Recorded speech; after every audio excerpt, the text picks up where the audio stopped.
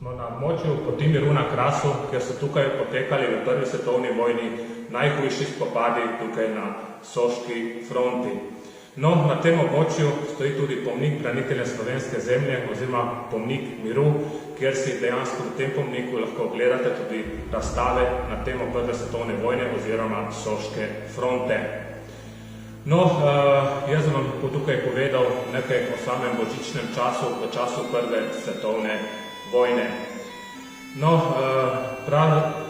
praznik Božič, družinski praznik miru, dejansko se je v prvi svetovni vojni praznoval nekoliko drugače kot običajno. Kajti fantje in možje so bili na fronti v strelskih jarkih, medtem ko so njihove družine bile doma. No, praznovanju Božiča se na fronti fantje in možje niso hoteli odreči, zato so znana tako imenovana božična premirja. No, najbolj znano božično premirje se je zgodilo na zahodni fronti, kjer so si angleški in nemški vojaki segli na božični dan v roke in prenehali samim bojevanjem.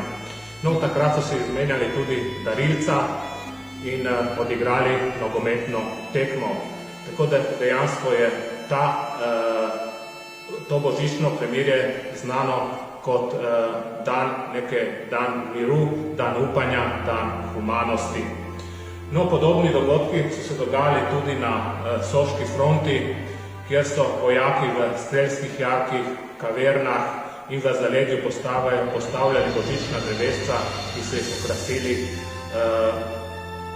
s papirnatimi okraski. Iz jarkov so slišali božične pesmi kot iz katakomb prvih kristjanov. No, na ta dan so vojaki dobili tudi kakšen priboljšek, dobili so vino, rum in seveda tobak. No, od šolskih otrok so dobili tudi kakšno darilce, ki so bili zelo veseli. To je bilo kakšni gumbi, šivanke, sukanec, suho sadje, pipca, koledaček, svinčnik in tako naprej. Ob začetku prve svetovne vojne je bilo rečeno, da bodo vsi že do Božiča doma, ampak dejansko se to ni zgodilo. Naslednji Božič so preživeli vojaki praznovali doma komaj v letu 1918, a za 10 milijonov vojakov se to ni zgodilo. Tudi letošnji Božič bo nekoliko drugačen. Želim, da ga preživite v krogu svojih najdražjih čim lepše.